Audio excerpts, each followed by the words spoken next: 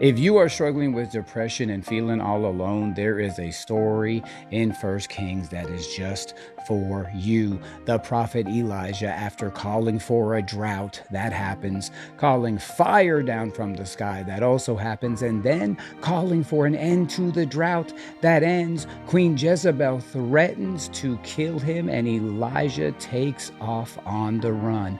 Halfway through his journey, he stops under a tree to rest, and he literally asks the Lord to take his life, saying, "I have had enough." He continues to run for 40 days and 40 nights until he finds himself hiding in a cave. At that point, the Lord comes to him and says, "Elijah, what are you doing here?" Elijah answered him and says, "I've done everything you've asked, God. My brothers have abandoned me. I am all alone and no one cares." Sound familiar? But watch what the Lord does. He says, "Elijah, come out of your cave, for the Lord is passing by." And then a mighty wind erupts, but the Lord is not in the wind. Then an earthquake happens, but the Lord is not in the earthquake. And finally, a fire rages, but the Lord is not in the fire. How does he come to Elijah?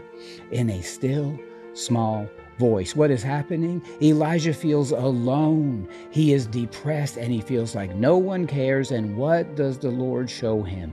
Intimacy and relationship in the form of a whisper. He's saying to Elijah, "You've got to stop looking for me in these big things. I'm not always in the big things. When you really need me, I'm as close to you as a whisper. I have never left you, and I will never forsake you." So if you are suffering with depression, feeling lonely, and that no one cares, come out of your cave.